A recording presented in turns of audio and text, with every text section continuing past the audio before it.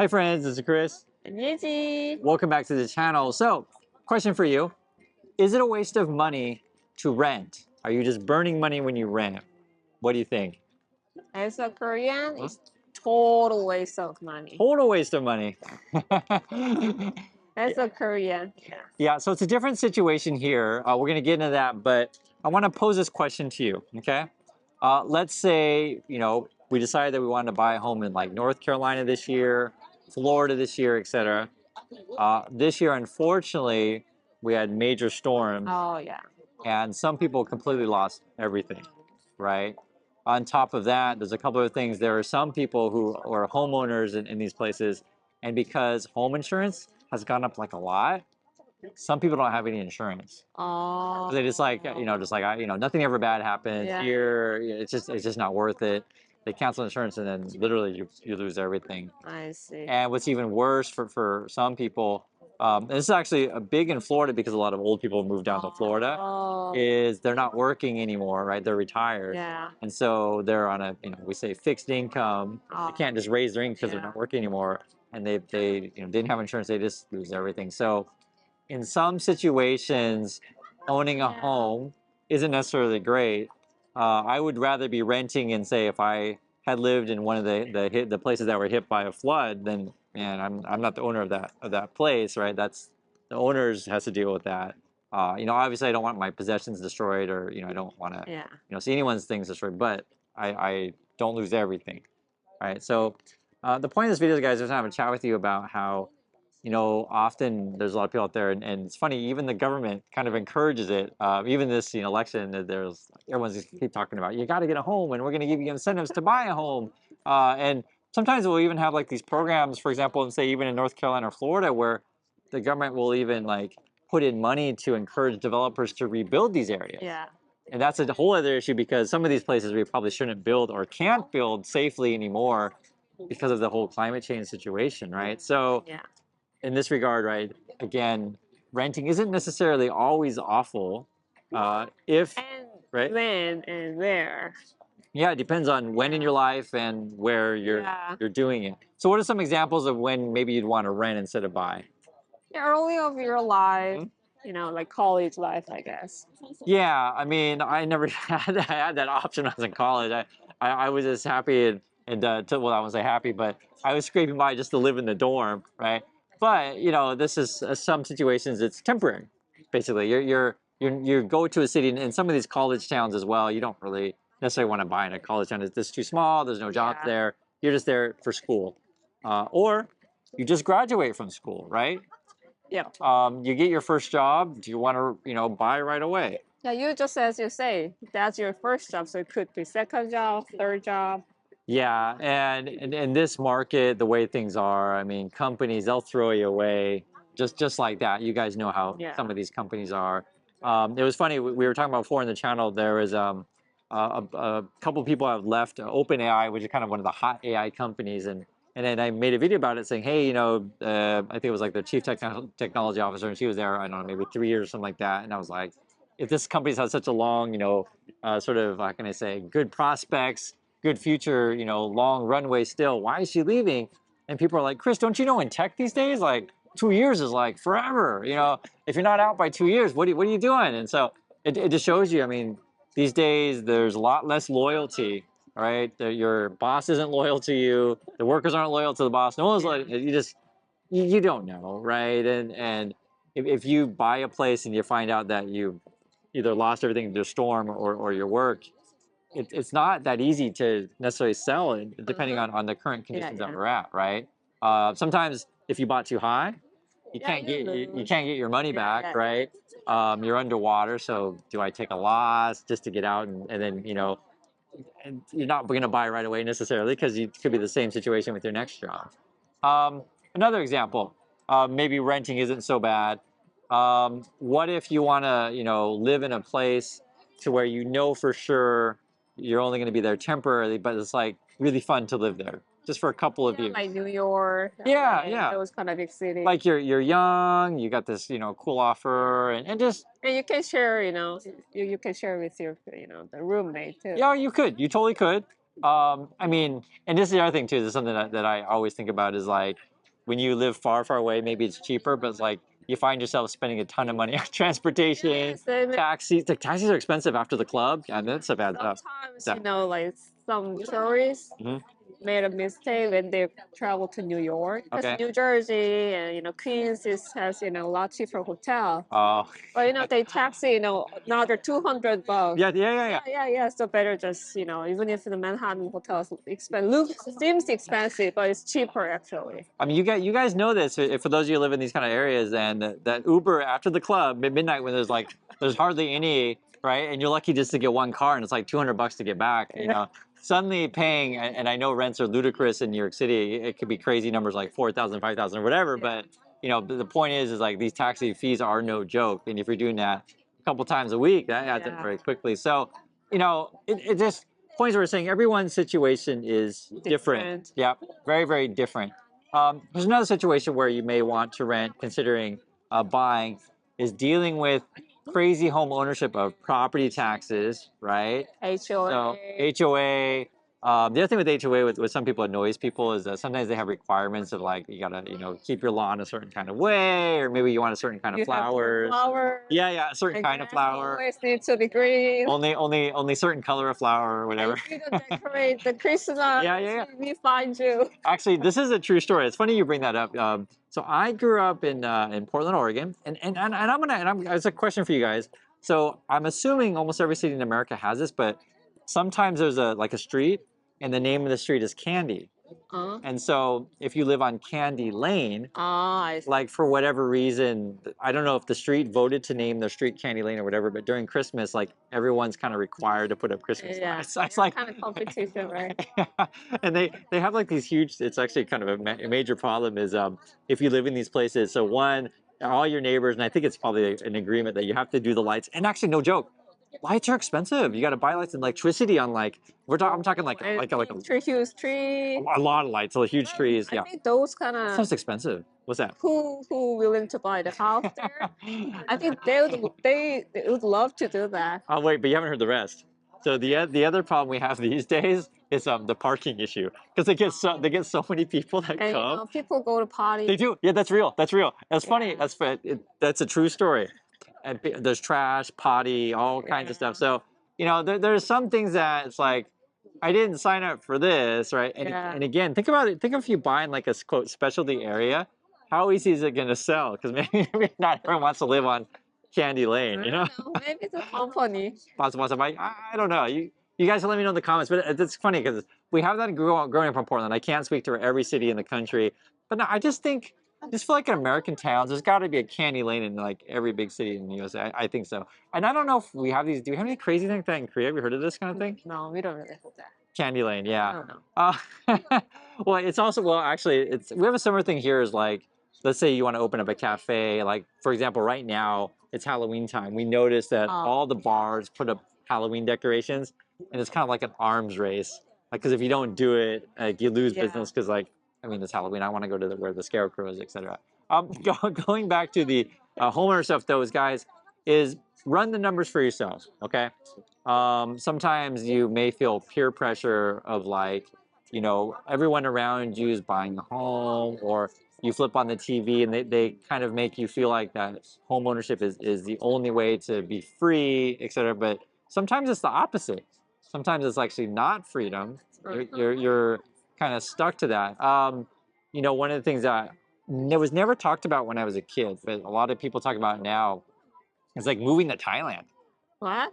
Yeah, like they Chiang Mai is like one of the popular places, or Bali. A lot of Americans do that. No, that's for just couple or who does not get married. But people do that. The digital nomads, though. Yeah, I know, but it's not for everyone. It's not for everyone. Yeah. But that's the point, You though. have kid, you know, it's much harder. So that would be a reason why some people may want to buy, right? So perhaps in some situations you just feel like if you want to have a kid, home is the only place that you want to do that. Actually, that's the funny thing.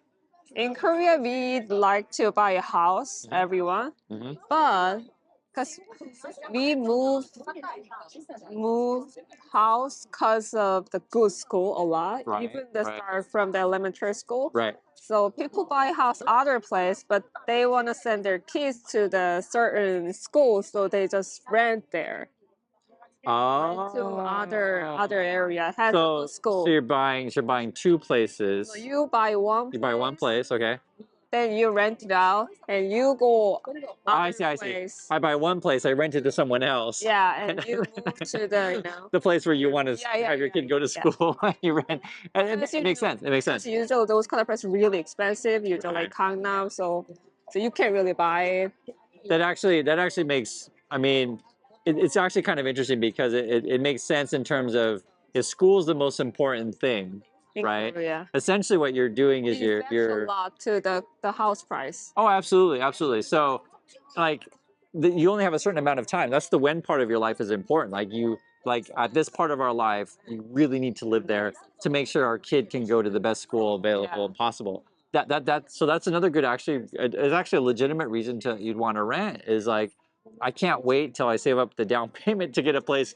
And actually, the reason why I laugh about this is that, guys, everyone complains about their home price is in like the most expensive place in Seoul. What's the neighborhood called in the most expensive area in Seoul? Gangnam. Yeah, yeah. You can say just Gangnam. But it's like the song Gangnam Style. If you don't know, so in USA they just know the song is Gangnam Style, but they don't know that it's kind of what's it? You can tell us. What?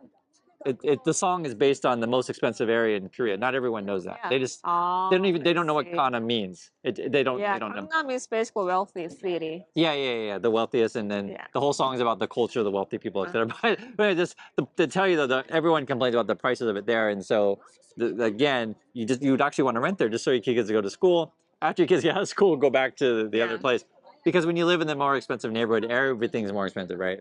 The groceries are more expensive. The parking's more expensive. The taxes. You know, in Gangnam, there's old apartments there. The repair. Repair costs are even more. And they don't really have. They don't have underground the parking lot. Oh yeah. And then those are the ones that's being rented so their kids can go to school. It's kind of funny. Guys, so the point about this conversation is that renting isn't always bad, and buying isn't necessarily always good. Run the numbers for yourself. The other thing you want to be thinking about with this stuff is as well is like, is this an investment for you? And the reason why I bring that up is because some people think that I'm buying a house because it's a good investment. Some people think that. Many people in Korea think that. And I want to say it's not always the case. It's always not the case, but it's not always the case, right? Because it depends on your situation. So one of the deals was like generations prior, right? For them, buying a house was great. Houses were really, really cheap back then. And the way you think about houses being cheap or expensive is, what is the median income? Like basically, what is the middle income that people make, and what is the median price of houses, right? These days in USA, I think the average is like 8 times. Meaning that home price is 8 times more than income. Yeah, but well, here or Korea are expensive places, right? So we're how was 80s, like 90s? 1980s. Yeah. I don't have the chart right in front of me, but it's probably going to be maybe 4 times or something like that, for example. Because I look at these charts all the time.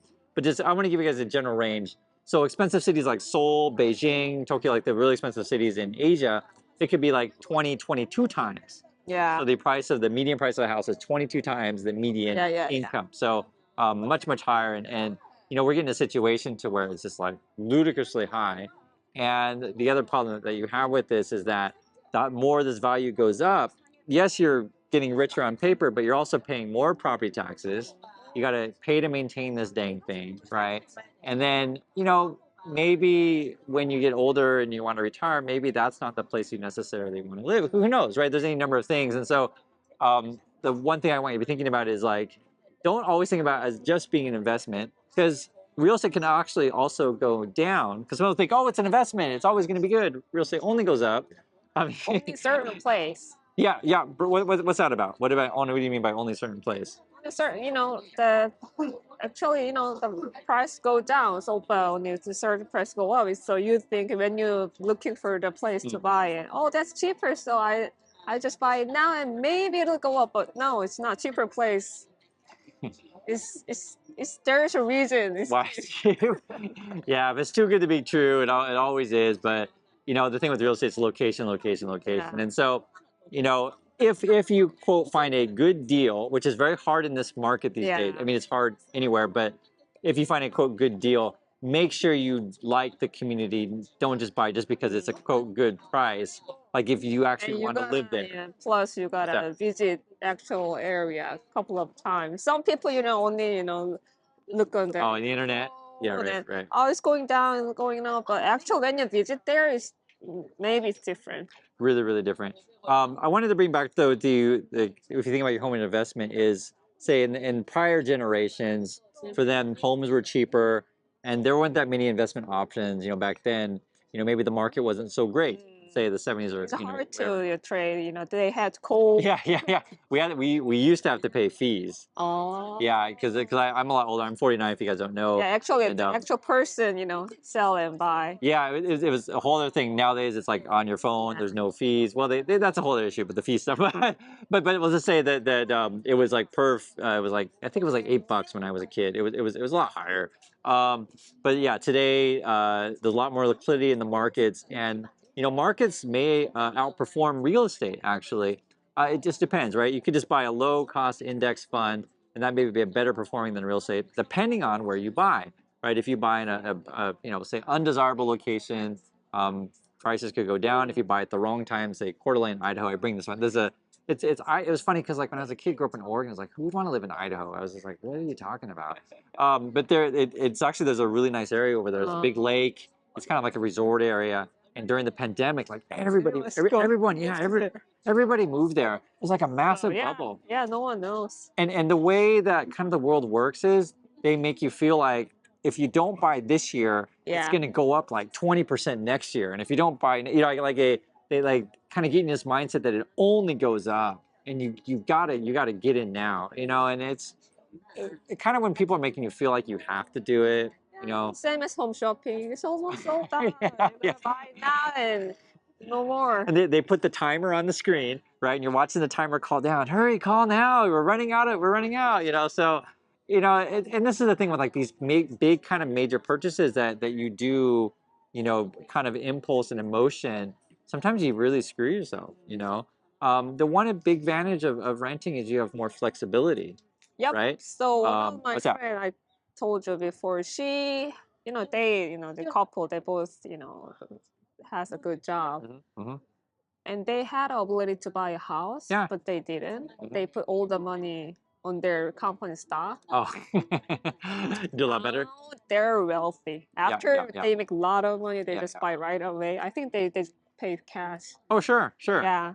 So, but that all depends. Yeah, it all depends where you're buying it. But the thing is kind of what we talk about a lot in this channel is placing your money somewhere. That's why we talk about the markets all the time, guys. What's going on in housing? What's going on in different countries? What's going on in different industries? It all depends. And you want to sort of track, okay, where's the opportunity? And this is something that's hopefully what's clear from this discussion. There isn't always a best choice. Not always, right? Sometimes if you find a good deal in a place you want to be, hey, why not? I'm not like against buying a place. In my opinion, like you want to find things that make sense for you, that make it so that you are sleeping well at night. If you're, making a decision and like you find out home ownership just stresses you out too much, the maintenance and maybe what's that? Even if you have you bought a house, you rented it out, but the people who live in the house doing the drug and ruin the house. And so we call this squatting, where like they don't pay rent, they just sit there, and like I don't know, we have like really like horrible. It depends on the cities, horrible rules where it's hard to kick someone out. I never understood this stuff myself because I was like, dang, I own the home. Why can't I kick him out? But it all depends. And for me personally, I've never wanted to deal with the renter stuff. People, I'm not into that. A lot of people are into that. I just me personally, I don't want. And if we do that, you're gonna deal with that. I don't want to mess with that stuff. I know also too on YouTube, they always try to say like you're gonna be rich off Airbnb, that kind of thing. It's the same situation for me personally. I don't want a bunch of strangers coming in and out of this place, and that's for me. I don't know what they're going to be doing in that place. I don't know. I don't know what I'm gonna find in that place after they leave.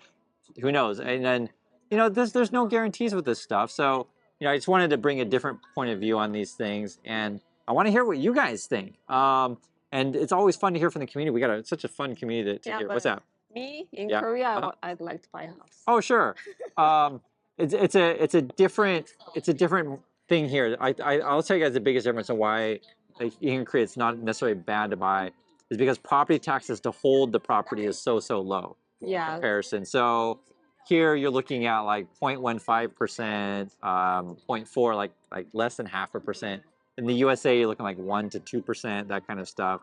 It's a really different situation. The question though with Korea, and this is similar to the USA, because like we have a changing population, some of these towns are dying and the real estate's really cheap, but you probably want to stay away from it because it just keeps going down. Yeah, no, I'm saying no here. No, I am talking about here. Oh, Yeah. Some of this, yeah. So and then the hottest areas, like the prices are like through the roof, and we keep thinking it's gonna crash, but it hasn't. That's so young that's people think. Yeah. Young people are like, young people want it to crash. Old people want it to keep going up. So we have a division there, right? And so you want the government to change the law depending on, which favor is used. So anyway, that's our thoughts on this stuff. Love to hear your thoughts, and we'll catch you on the next time. So bye.